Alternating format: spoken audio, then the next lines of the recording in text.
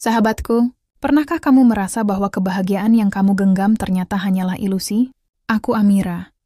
Aku adalah seorang istri yang berdiri di hadapan cermin setiap pagi, mengenakan topeng kesetiaan. Sementara di dalam hati, aku sudah lama berkhianat. Aku menyembunyikan sebuah dosa yang tak termaafkan. Sebuah cinta yang tumbuh dari tempat yang paling terlarang, dari adik kandung suamiku sendiri. Tarik napas sebentar. Sebelum kamu menghakimi, aku mohon, dengarkan ceritaku sampai selesai. Kisah ini bukan tentang mencari pembenaran, tapi tentang sebuah renungan. Jika kamu sedang terjebak dalam dilema yang menghimpit batin, atau sekadar ingin tahu sejauh mana hati manusia bisa tersesat, tolong tekan tombol like dan tinggalkan komentar pertamamu. Aku butuh tahu, apakah aku satu-satunya yang pernah merasakan kehancuran sedalam ini? Rumah kami, rumahku dan Bayu, suamiku, berdiri di sudut jalan yang selalu sepi. Dari luar, rumah itu tampak damai, dengan pagar putih dan tanaman mawar yang rajin mekar. Tapi di dalamnya, rumah itu adalah labirin es yang sunyi. Dinginnya bukan karena pendingin ruangan, melainkan karena kehampaan yang tak pernah terisi.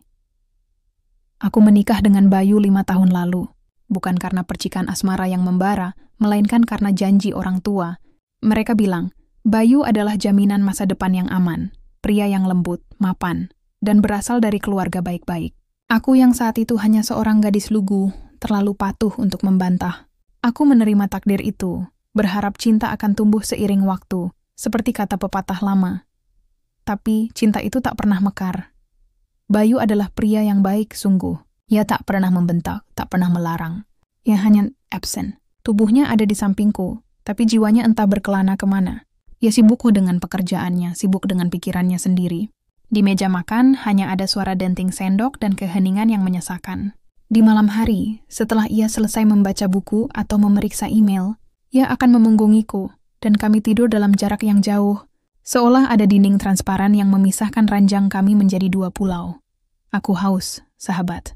Aku haus bukan akan materi, tapi akan sentuhan sederhana, percakapan yang mendalam, atau bahkan tatapan mata yang mengatakan, "Aku melihatmu, Amira, aku peduli." Tapi Bayu tidak pernah memberikannya. Ia memberi aku kartu kredit tanpa batas, tapi tidak pernah memberiku waktu tanpa batas. Kami adalah sepasang boneka dalam etalase pernikahan yang sempurna, tapi mati rasa. Kekosongan itu mulai menggerogoti jiwaku. Aku mulai menghabiskan waktu lebih banyak di teras belakang, menatap langit mendung. Dan setiap kali hujan turun, rasanya seperti alam ikut menangisi kesendirianku. Tetesan air itu bukan membersihkan, melainkan justru membasahi luka yang menganga. Lalu, di tengah musim hujan yang tak kunjung usai itu, sebuah perubahan kecil datang. Perubahan yang aku tahu sejak awal akan menjadi malapetaka. Raffi, adik Bayu, kembali ke kota setelah menyelesaikan studinya di luar negeri. Usia Raffi 3 tahun di bawahku. Ia memiliki tawa yang lepas, mata yang selalu memancarkan rasa ingin tahu, dan energi yang berbanding terbalik dengan kakaknya.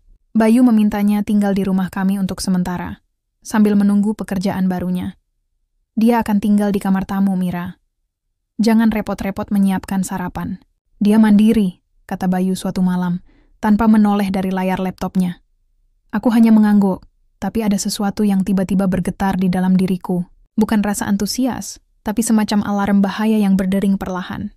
Sejak hari itu, rumah yang sunyi itu mulai terisi oleh suara yang asing. Suara musik jazz pelan dari kamar Raffi, suara obrolannya yang riang di telepon, dan yang paling membuatku terkejut, suara tawanya yang tulus. Awalnya, kami menjaga jarak. Aku sebagai mbak ipar yang kaku, dan dia sebagai adik ipar yang sopan. Tapi kesunyian di rumah itu punya cara aneh untuk mendekatkan 2 jiwa yang kesepian. Suatu sore, aku sedang duduk di dapur, mencoba menyelesaikan tagihan listrik yang rumit. Kepalaku pusing. Bayu? Tentu saja dia masih di kantor. Tiba-tiba, Raffi muncul dari balik pintu, membawa secangkir teh panas dan biskuit. Mbak Amira kelihatan tegang, katanya lembut, sambil meletakkan cangkir itu di hadapanku. Coba tarik napas. Tagihan listrik itu tidak akan lari kemana-mana. Aku tertegun. Sudah berapa lama tidak ada orang yang melihatku begitu dekat, melihat keteganganku, dan menawarkan kehangatan. Aku tersenyum tipis. Terima kasih, Raffi. Kamu tidak perlu repot-repot. Biasa saja, Mbak. Di sana aku terbiasa buat teh sendiri. Aku lihat Mbak jarang senyum. Apa ada masalah dengan Mas Bayu? Pertanyaan itu Pertanyaan lugas yang penuh perhatian itu langsung menusuk ulu hatiku. Aku hanya menggeleng, tapi mataku terasa panas. Tidak ada, Raffi. Mas Bayu terlalu sibuk. Itu saja. Raffi tidak mendesak. Ia hanya duduk di seberangku. Dan untuk pertama kalinya dalam waktu yang sangat lama, aku merasa didengarkan. Bukan oleh suamiku, tapi oleh adik iparku. Ia bercerita tentang pengalamannya di luar negeri. Tentang mimpinya. Tentang betapa beruntungnya Bayu memiliki rumah dan kehidupan yang mapan. Dalam percakapan yang berlangsung sekitar 30 menit itu, aku menemukan sebuah celah. Celah di dalam benteng pertahananku, di mana kehangatan Raffi mulai merayap masuk. Ia tidak pernah memujiku, tidak pernah merayu. Ia hanya hadir. Ia hadir dengan matanya, dengan telinganya, dengan jiwanya yang terbuka. Sebuah kehadiran yang aku rindukan setengah mati dari Bayu. Keesokan harinya, Bayu baru pulang lewat tengah malam. Aku sudah di kamar, pura-pura tidur. Ketika ia masuk, ia hanya bergumam, "Maaf, aku lembur." Ia bahkan tidak menyadari bahwa malam itu, senyumku sudah sedikit terukir karena teh buatan adiknya. Aku menyadari betapa berbahayanya perasaan ini. Aku tahu aku harus menjauh, bahwa dia adalah darah daging suamiku, bahwa sentuhan emosional ini adalah racun yang akan menghancurkan segalanya. Tapi, Bayu terus membangun dinding di antara kami, dan Raffi terus menyajikan kehangatan. Aku seperti seseorang yang sekarat di padang pasir, dan Raffi adalah satu-satunya mata air. Tidak peduli seberapa beracun air itu, aku sudah terlalu haus untuk menolak. 1 minggu kemudian, hujan kembali turun dengan lebat. Aku sedang membersihkan ruang kerja Bayu. Ada beberapa tumpukan buku yang harus dipindahkan. Saat aku mencoba mengangkat tumpukan itu, tanganku terpeleset, dan buku-buku berat itu jatuh menimpa kakiku. Aku menjerit pelan menahan nyeri. Dalam hitungan detik, Raffi sudah ada di sana. Wajahnya panik. Ia langsung berlutut di depanku, menggeser buku-buku, dan memeriksa kakiku. "Mbak Amira tidak apa-apa? Kaki Mbak terkilir atau tidak? Coba gerakan perlahan." Tangannya yang menyentuh pergelangan kakiku terasa begitu hangat. Kehangatan yang polos, naluriah, dan tulus. Tapi sentuhan itu, sahabat, sentuhan sederhana itu, mengirimkan gelombang listrik ke seluruh tubuhku. Jantungku berdebar lebih kencang daripada saat aku mengucapkan janji pernikahan. Aku baik-baik saja, Raffi. Hanya kaget, bisikku. Nyaris tidak bersuara. Wajah kami begitu dekat. Aku bisa melihat pantulan diriku di mata coklatnya yang penuh kekhawatiran. Di luar, suara hujan menderu kencang, menenggelamkan semua suara. Dalam keheningan di antara kami, aku merasakan satu hal yang paling aku takuti. Di mata Raffi, aku tidak hanya melihat seorang adik ipar, tapi aku melihat seorang pria yang benar-benar peduli padaku sebagai seorang wanita, bukan hanya sebagai istri Bayu. Momen itu hanya berlangsung sekejap. Raffi segera bangkit dan membantuku duduk. Ia meminta izin untuk mengambil kotak P3K. Tapi, di tengah suara gemuruh hujan, keheningan di ruang kerja itu telah meninggalkan sebuah pengakuan tanpa kata. Pengakuan dari hatiku yang lelah, yang ternyata masih sanggup berdetak kencang. Tapi sayangnya, bukan untuk suamiku sendiri. Aku menutup mataku, merasakan denyutan di kakiku, yang terasa seperti peringatan. Aku tahu aku telah melangkah terlalu jauh. Jalan di depanku sudah mulai licin dan berbahaya. Aku harus berhenti. Tapi, bagaimana aku bisa menolak satu-satunya kehangatan yang ditawarkan padaku di tengah rumah es ini? Inilah awal dari dosaku, sahabat. Sebuah kesalahan yang berawal dari kehausan emosional. Dan hujan saat itu seolah menjadi saksi bisu, menyiram benih-benih cinta terlarang yang mulai tumbuh subur di rumah yang seharusnya menjadi sarang bagi cinta yang sah dan suci. Sejak kejadian di ruang kerja itu, atmosfer di rumah kami berubah total. Bayu, suamiku, tetap sama, dingin, terkungkung dalam dunianya, menyambutku dengan gumaman pendek saat pulang kerja, dan tenggelam dalam email hingga larut. Ia sama sekali tidak menyadari badai emosi yang sedang bergolak di bawah atap rumahnya sendiri. Sementara itu, Raffi dan aku, kami mulai mencari alasan, entah sadar atau tidak, untuk berada di ruangan yang sama. Aku ingat sekali, itu adalah Jumat malam. Hujan turun lagi, seolah skenario alam selalu mendukung kami. Aku sedang mencoba merajut di ruang tamu, sebuah kegiatan yang biasanya aku lakukan untuk mengisi kesepian, tapi malam itu aku tak fokus. Raffi datang membawa 2 cangkir coklat panas. Ia tidak meminta izin. Ia hanya duduk di sofa seberangku, menyodorkan salah satu cangkir. "Ini resep rahasia Mama," katanya, suaranya pelan dan menenangkan. Coklat panas dengan sedikit kayu manis. Cocok untuk malam hujan. Aku menerima cangkir itu, kehangatan menjalari tanganku. Aku menatapnya. Malam itu, untuk pertama kalinya, aku tidak melihatnya sebagai adik iparku. Aku melihatnya sebagai pelabuhan. Terima kasih, Raffi, kataku, suaraku tercekat. Kami tidak membahas Bayu, tidak membahas pernikahan kami.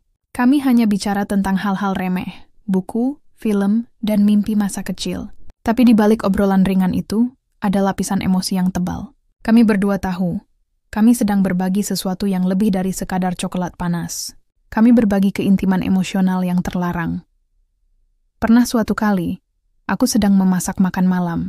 Seperti biasa, hanya untuk 2 orang, karena Bayu seringkali bilang ia ada meeting di luar.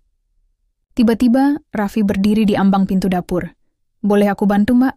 Tanyanya. Aku awalnya menolak, merasa canggung. Tapi ia mendesak. Ayolah, Mbak. Di London aku harus masak sendiri. Aku lumayan jago memotong bawang loh. Dan begitulah. Malam itu, dapur kami yang biasanya sunyi seperti kuburan, dipenuhi tawa dan percakapan. Bukan obrolan penuh gairah, tapi obrolan yang santai, akrab, penuh canda tentang bagaimana kami hampir membakar nasi. Saat tangan Raffi tak sengaja menyentuh tanganku, ketika kami mengambil pisau yang sama, gelombang panas itu datang lagi. Bukan sentuhan yang sensual, sahabat. Itu adalah sentuhan ketidaksengajaan. Tapi karena begitu lama aku hidup tanpa sentuhan yang tulus, sentuhan singkat itu terasa seperti pulang. Aku mulai membandingkan. Ketika Bayu pulang, ia akan langsung bertanya, "Sudah makan?" Lalu sibuk dengan gadgetnya. Sementara Raffi, ia akan bertanya, "Apa kamu sudah makan, Mbak? Apa kamu lelan hari ini?" Bayu memberi kewajiban.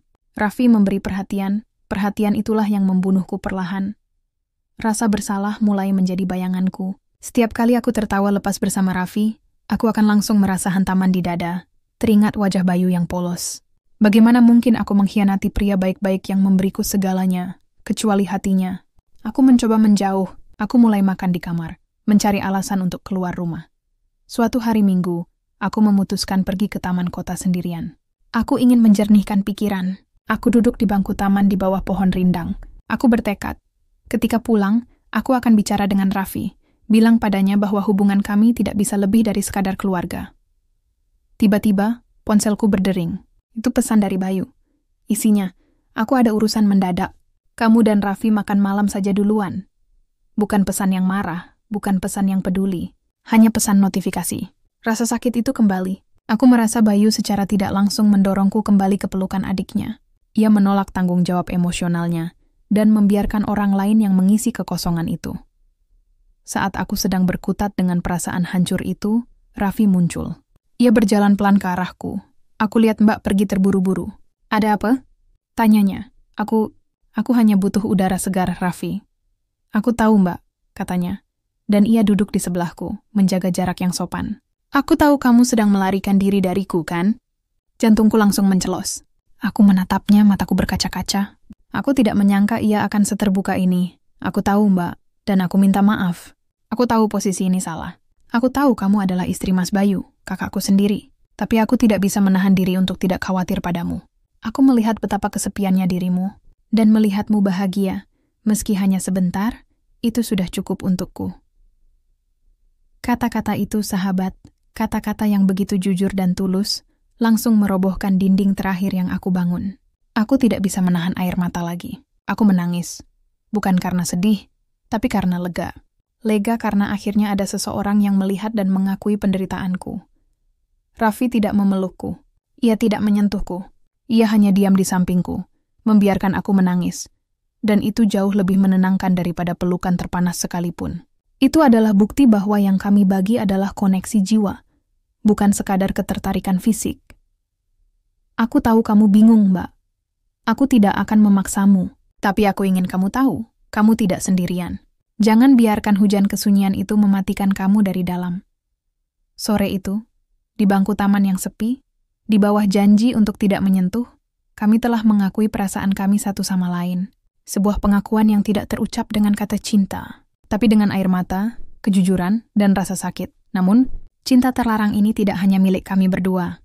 Suatu pagi, saat Raffi sudah pergi kerja dan Bayu masih bersiap di kamar mandi, aku sedang merapikan meja makan. Mataku tertuju pada sebuah kotak kecil yang terselip di bawah tumpukan majalah. Itu adalah kotak perhiasan kecil milik Bayu. Anehnya, kotaknya terbuka sedikit. Aku penasaran. Aku mengambil kotak itu. Di dalamnya, bukan jam tangan atau cincin mahal, melainkan setumpuk surat yang sudah menguning. Itu adalah surat-surat lama yang ditulis tangan. Aku tahu aku tidak boleh membacanya. Tapi naluri seorang istri yang kesepian itu jauh lebih kuat daripada akal sehat. Aku membuka salah satu surat.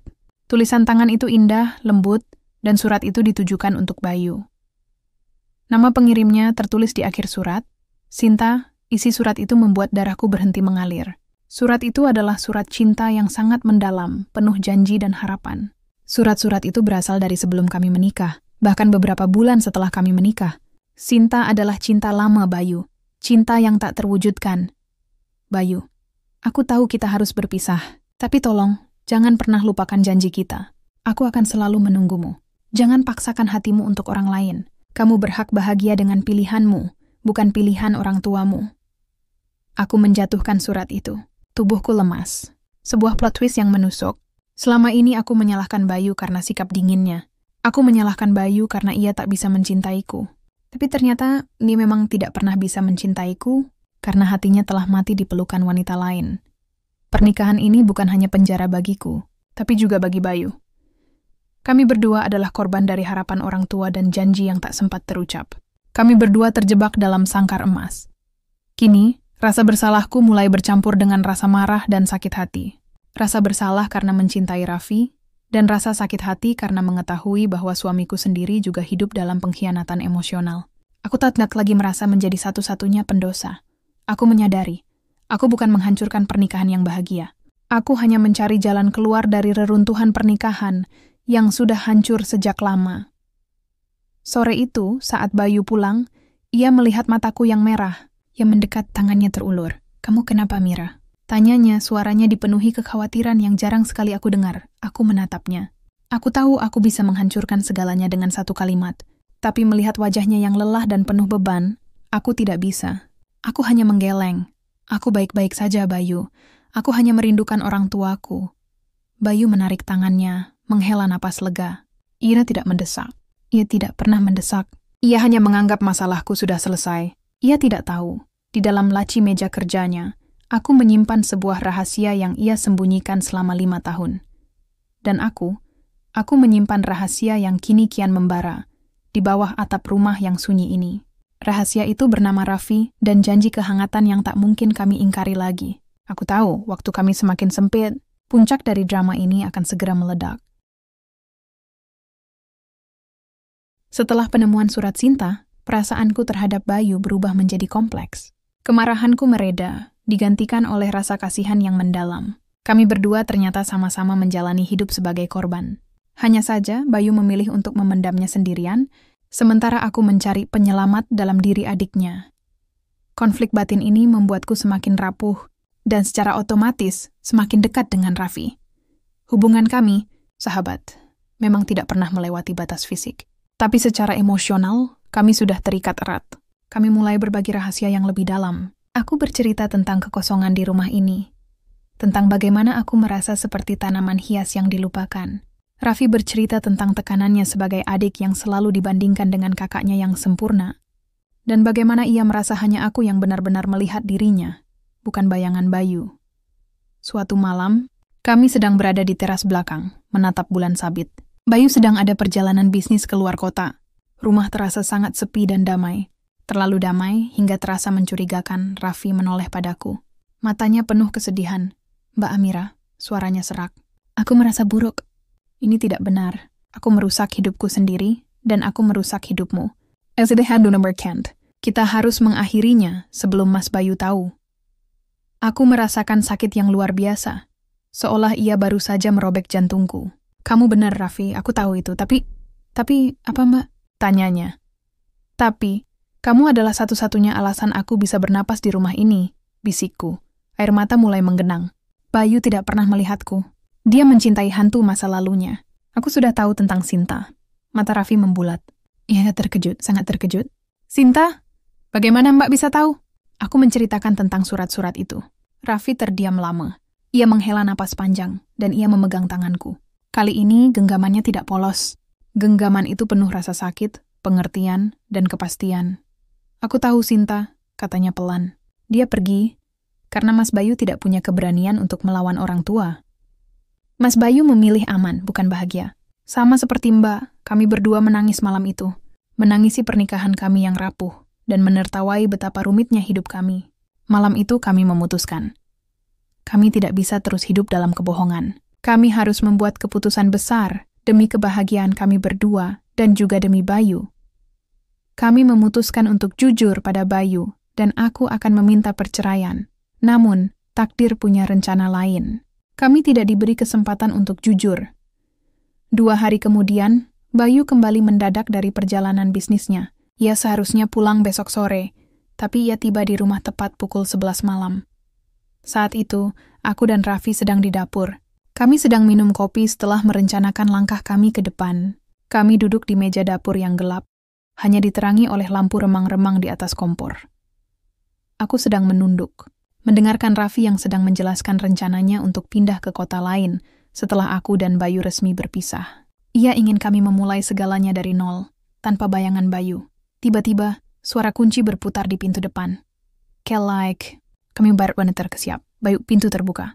Bayu masuk menyeret kopernya. Ia mematikan lampu di ruang tamu dan berjalan ke arah dapur. Ia berdiri di ambang pintu dapur. Siluetnya besar dan menghalangi cahaya rembulan. Ia melihat kami. Aku dan Raffi duduk berdekatan di meja dapur yang remang-remang. Aku memegang cangkir kopi dan tangan Raffi masih berada di atas meja, beberapa sentimeter dari tanganku. Bayu tidak berteriak, ia tidak marah. Ia hanya berdiri di sana, dan keheningan itu jauh lebih mematikan daripada ledakan kemarahan apapun. Keheningan itu mencekik. Kalian sedang apa? Tanyanya, suaranya datar, tanpa emosi. Raffi langsung berdiri, menjatuhkan kursinya. Kedebuk! Suara kursi itu memecah keheningan, dan membuatku tersentak. Mas Bayu, kami sedang minum kopi. Mas kenapa tidak bilang kalau sudah pulang? Raffi berusaha tampak tenang, tapi aku tahu, ia gemetar. Aku tidak bisa bergerak. Aku hanya bisa menatap mata Bayu. Matanya kosong. Bukan tatapan marah, tapi tatapan terluka yang sangat dalam. Tatapan seorang pria yang baru saja menyadari bahwa ia telah kehilangan segalanya. Bayu melangkah maju. Ia berjalan perlahan, tidak menuju Raffi, melainkan menuju kulkas. Ia mengambil sebotol air dingin. Aku pulang cepat karena ingin bicara denganmu, Mira, katanya. Suaranya tetap tenang, tapi sepertinya sudah tidak perlu. Ia menutup kulkas, dan matanya bertemu dengan mataku. Di sana, di matanya yang kosong, aku melihat rasa sakit yang aku sebabkan. Ia tidak perlu kata-kata. Matanya sudah menceritakan segalanya. Ia tahu. Ia pasti tahu. Jauh sebelum ia melihat kami di dapur. Ia pasti merasakan perubahan di rumah ini. Raffi mencoba bicara lagi. Mas, ini tidak seperti yang Mas pikirkan. Kami bisa jelaskan. Aku dan Mbak Amira. Aku tidak butuh penjelasan, Raffi. Potong Bayu. Suaranya masih pelan, tapi mengandung kekuatan yang menghentikan Raffi. Aku tahu kamu bukan anak kecil. Aku tahu kamu orang dewasa. Dan aku tahu istriku juga orang dewasa. Bayu menenggak air botolnya, lalu meletakkannya kembali. Ia memandangku untuk terakhir kalinya. Kamu mencarinya, Mira. Kehangatan yang tidak bisa aku berikan. Aku tahu itu, dan aku minta maaf karena aku tidak pernah bisa menjadi apa yang kamu butuhkan. Air mataku tumpah, bukan karena takut, tapi karena rasa bersalah yang menusuk. Permintaan maafnya, penerimaannya atas kesalahanku, justru menghancurkanku. Ia adalah korban ganda, dikhianati oleh istri dan adiknya, tapi ia malah meminta maaf. Bayu, aku minta maaf. Aku ingin bicara tentang kita yang sebenarnya sudah lama selesai. Aku sudah tahu tentang Sinta. Ekspresi Bayu berubah sedikit, terkejut, sedih, dan sedikit lega. Kamu tahu? Gumamnya. Ya, aku tahu. Aku tidak pernah bisa mencintaimu, Mira. Maaf, aku melakukan ini karena... Ia terdiam, tidak mampu menyelesaikan kalimatnya. Karena orang tua... Sambungku lirih. Bayu mengangguk. Pergilah, Mira, katanya perlahan. Aku tidak ingin ada keributan. Aku tidak ingin orang tuaku tahu. Ambil barang-barangmu. Aku akan mengurus surat-suratnya. Aku akan melepaskanmu. Aku tidak punya hak untuk menahanmu. Ketika kamu sudah lama pergi dariku. Bahkan sebelum kamu bertemu Raffi. Mas. Raffi maju selangkah, mencoba memegang bahu Bayu. Bayu menepis tangan adiknya. Dan kamu, Raffi, aku tidak akan memaafkanmu. Tapi aku juga tidak akan menghancurkan masa depanmu. Dan kamu juga pergi dari rumah ini. Jangan pernah kembali. Tapi jangan pernah sakiti dia. Jika kamu menyakitinya, aku akan mencarimu sampai ke ujung dunia. Klimaks itu, sahabat, terjadi dalam keheningan yang menyakitkan. Tidak ada teriakan. Tidak ada piring pecah. Hanya ada suara hati yang remuk dan keputusan yang dikeluarkan dengan suara datar. Malam itu, di bawah tatapan Bayu yang kosong, aku mengemas tasku. Aku tahu, aku mendapatkan kebebasanku. Tapi kebebasan itu datang dengan harga yang sangat mahal. Rasa bersalah abadi. Raffi menungguku di luar pintu, di bawah guyuran hujan yang kembali turun. Ia memayungiku. Kami meninggalkan rumah itu, meninggalkan Bayu sendirian, dengan koper yang bahkan belum sempat ia buka. Saat mobil melaju menjauh, aku menoleh ke belakang. Jendela kamar kami gelap. Aku tidak tahu apa yang dilakukan Bayu di dalam sana. Apa Asia menangis? Apakah ia marah? Ataukah ia akhirnya merasa bebas, sama sepertiku? Kami pergi membawa cinta yang terlarang, meninggalkan pria yang terperangkap dalam cinta yang tak terucap. Dan hujan malam itu sekali lagi membasuh jejak kami, seolah menghapus jejak dosa yang baru saja kami lakukan. Kami telah memilih kehangatan, tapi bayangan dinginnya pengorbanan Bayu akan selalu menghantui setiap langkah kami. Kami membangun hidup baru di kota kecil, jauh dari hiruk-pikuk Jakarta, jauh dari Bayu. Rumah kami sederhana, tapi penuh cahaya. Ada tawa di dapur, ada diskusi hangat saat malam, dan ada sentuhan yang tulus, sentuhan yang selama ini aku rindukan. Raffi menepati janjinya. Ia memberiku kehangatan, perhatian, dan perasaan bahwa aku adalah wanita yang berharga. Aku mendapatkan apa yang aku cari, sahabat. Kebebasan. Kami menikah secara sederhana setahun kemudian. Bayu tidak datang. Tentu saja. Orang tuanya dan orang tuaku juga tidak. Kami memulai segalanya dengan utang emosional yang tak terbayar. Aku pikir, dengan pindah dan menikah, rasa bersalah itu akan hilang. Aku pikir, kebahagiaan yang aku genggam bersama Raffi akan mengusir bayangan Bayu. Tapi aku salah. Rasa bersalah adalah hantu yang paling sulit diusir. Setiap kali aku memeluk Raffi, aku akan mengingat Bayu. Bukan Bayu yang dingin, tetapi Bayu yang memohon maaf di malam ia memergoki kami. Bayu yang memilih untuk mengalah dan melepaskanku, meskipun itu menghancurkan adiknya sendiri. Pengorbanan yang sunyi itu justru menjadi beban terberat di pundakku. Raffi sendiri juga merasakan hal yang sama. Ia sering terbangun di malam hari, wajahnya tampak cemas. "Kamu kenapa, Raf?" Tanyaku suatu malam. "Aku mimpi Mira." Katanya pelan, suaranya bergetar. "Aku mimpi Mas Bayu." Dia tidak marah.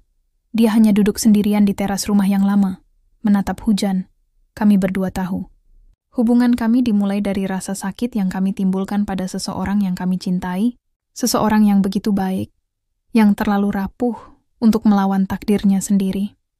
Kehidupan kami damai, tapi ketenangan itu terasa semu. Suatu hari, aku mencoba mencari kabar tentang Bayu. Aku menghubungi teman lamanya, pura-pura menanyakan kabar biasa. "Bayu?"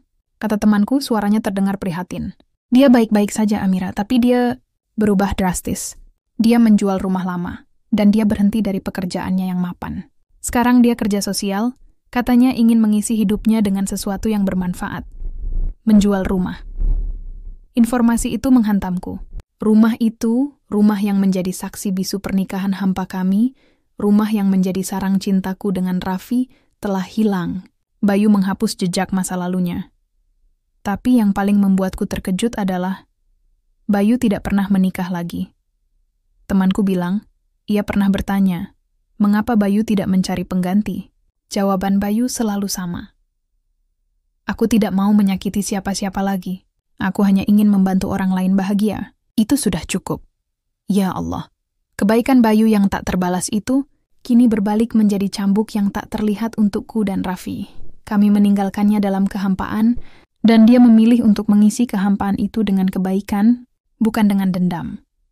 Bayangan Bayu bukan lagi bayangan suami yang dingin. Kini, bayangan itu adalah sosok pahlawan yang terluka. Rasa bersalahku semakin menjadi-jadi. Aku merasa aku telah merampas kebahagiaan seorang malaikat dan menukarnya dengan kebahagiaan yang kami curi. Unsur kejutan, plot twist, di tengah. 1 tahun berlalu, dan aku hamil. Aku sangat bahagia. Raffi bersinar. Kami yakin bayi ini adalah lembaran baru kami, penghapus dosa masa lalu. Ketika usia kehamilanku memasuki bulan ke-6, sebuah surat datang dari kantor notaris lama Bayu. Surat itu ditujukan untukku. Aku membuka amplop itu dengan tangan gemetar. Isinya adalah surat wasiat. Aku terkejut. Bayu? Surat wasiat? Surat itu menyatakan bahwa Bayu meninggalkan sebuah aset, sebidang tanah di pinggiran kota, untuk anak pertamaku. Bukan hanya itu. Di dalam amplop itu, terselip sebuah kartu ucapan. Bukan kartu ucapan yang dicetak, tapi tulisan tangan. Tulisan tangan Bayu, untuk Amira dan Raffi. Aku dengar kalian bahagia, dan itu melegakanku. Aku tahu kamu sedang mengandung, Mira. Aku kirimkan ini bukan sebagai hadiah, tapi sebagai permintaan maafku yang terakhir. Aku tahu aku tidak pernah bisa memberimu kehangatan yang kamu cari. Aku minta maaf. Kamu dan Raffi berhak bahagia. Jangan pernah merasa bersalah lagi. Tanah itu adalah sisa tabungan yang aku rencanakan untuk masa depan kita, aku dan Sinta. Karena dia sudah bahagia dengan takdirnya, dan aku juga harus berdamai. Aku ingin warisan cinta yang gagal ini menjadi awal kebahagiaan untuk anakmu. Tolong, besarkan dia dengan cinta yang tulus. Dan ajarkan dia bahwa tidak semua kehangatan harus dicari dari luar. Kadang, kehangatan itu ada di dalam diri sendiri. Aku berjanji, aku tidak akan pernah mengganggu hidup kalian. Aku sudah bahagia dengan jalanku sekarang. Aku sudah mendapatkan kedamaian. Salam damai selalu, Bayu. Aku menjatuhkan surat itu.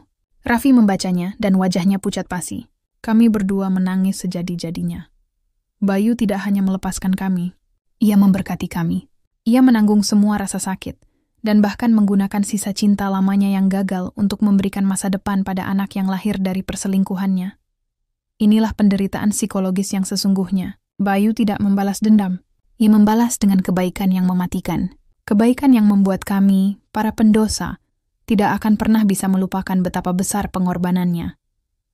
Dia terlalu baik, Raffi, saku. Kita sudah melakukan hal paling jahat, tapi dia membalasnya dengan ini. Dia bukan membalas, Mira, kata Raffi, memelukku erat. Dia memaafkan, dan pengampunan dari orang yang terluka itu jauh lebih menyakitkan daripada 1000 kutukan. Kami menerima aset itu. Itu adalah pengakuan bahwa kami tidak pernah bisa sepenuhnya lari dari Bayu. Warisan itu adalah pengingat abadi bahwa kebahagiaan kami dibangun di atas keikhlasan seorang pria yang hancur. Tahun berganti, anak kami lahir. Kami menamainya Arya. Arya tumbuh sehat dan bahagia, di rumah yang hangat, dengan cinta yang berlimpah. Kami bahagia. Entah membahagian, tapi kebahagiaan itu selalu dibalut dengan rasa haru yang mendalam. Setiap kali kami melihat aset warisan Arya yang berasal dari Bayu. Hingga hari ini, Bayu tidak pernah muncul lagi. Ia benar-benar menghilang. Ia memilih untuk menjadi bayangan yang melindungi, bukan bayangan yang menghantui.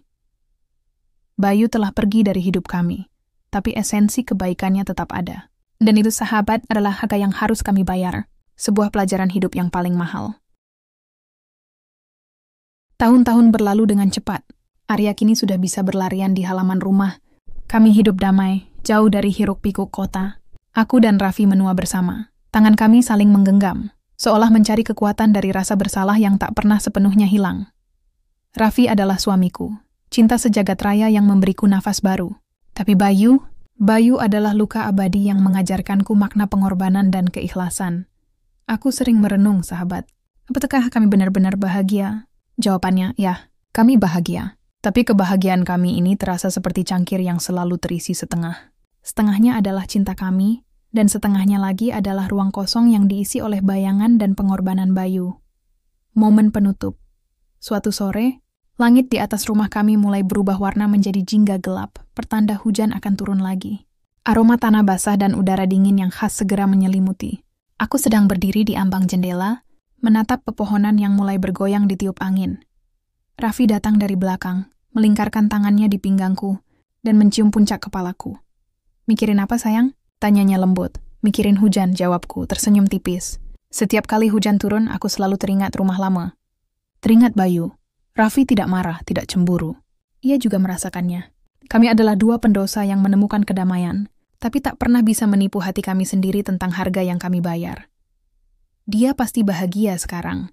Mira, kata Raffi. Dia menemukan kedamaiannya sendiri. Aku mengangguk.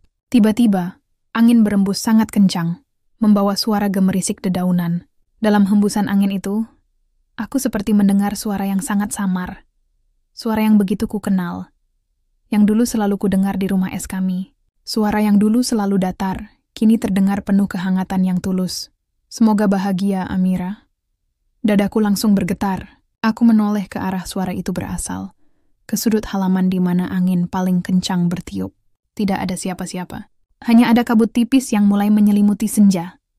Tapi, di ujung mataku, untuk sepersekian detik, aku merasa melihat siluet seseorang berdiri di bawah pohon. Siluet tinggi, mengenakan jaket yang biasa dipakai Bayu, dan ia tersenyum tipis ke arahku sebelum menghilang bersama tebalnya kabut senja. Aku memejamkan mata. Tanganku mencengkeram erat tangan Raffi. Dingin yang aku rasakan bukan dari udara, tapi dari kesadaran yang menusuk. Bayu tidak pernah benar-benar pergi. Ia hanya berubah menjadi memori yang menanti di setiap turunnya hujan. Ia menjadi penyesalan yang manis, yang menjagaku. Kata penutup penuh pelajaran hidup dan nasihat. Narator. Sahabatku, inilah akhir dari ceritaku. Kisahku mengajarkan satu hal yang sangat penting. Kebahagiaan yang dicuri tidak akan pernah terasa utuh. Aku mendapatkan kehangatan dari Raffi, tapi aku kehilangan kedamaian dari Bayu. Dan Bayu, pria yang memilih untuk melepaskan, dialah yang menemukan kedamaian sejati. Dia memilih berkorban demi kebahagiaan orang lain, dan pengorbanannya itu adalah pelajaran hidup terindah yang pernah kami terima. Pesan moralnya, jangan pernah mencari kehangatan di luar.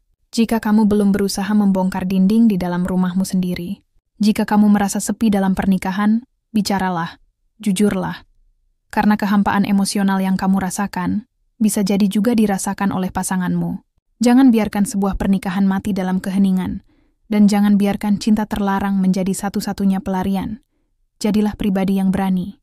Berani untuk jujur, berani untuk berpisah secara baik-baik, atau berani untuk berjuang bersama. Tapi jangan pernah menjadi seorang pengecut yang mencari kebahagiaan di balik pengorbanan dan kesakitan orang lain. Aku dan Raffi bahagia, tapi kebahagiaan kami akan selamanya menjadi pengingat atas dosa yang kami lakukan, dan keikhlasan Bayu yang tak ternilai harganya.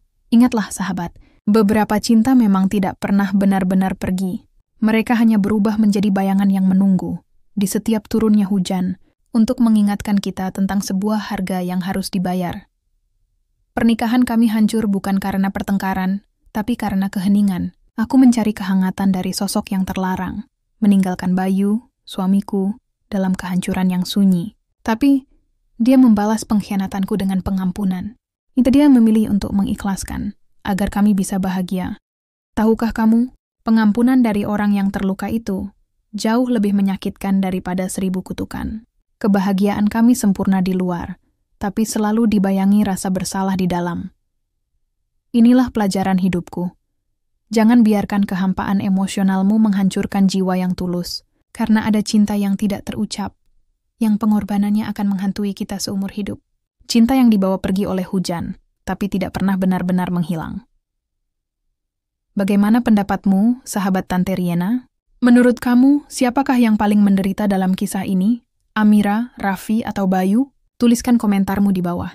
Menurutmu, apakah Amira dan Raffi berhak mendapatkan kebahagiaan itu? Kita diskusikan semua kisah ini di kolom komentar.